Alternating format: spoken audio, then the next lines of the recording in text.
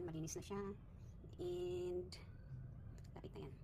So, ayan na yung finished product ko. So, ang lalaki ng claw. Ayan, spicy. Ito na lang, kasangay katawan ito. Yummy. Laki ng ano. Wala yung laman. Later, it's eating time na. So, ayan, dahil ayaw kumain bossing ng crabs. Wala daw laman kasi puro shell. So, pinagtyagaan natin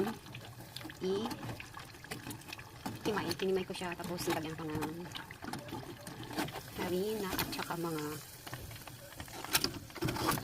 ayan, literal na crab and corn yan. See? Hindi marunong kumain si bossing nang nasa shell pa ng alimango. Kumain siya siguro kasama yung shell. So sabi niya, there's no meat.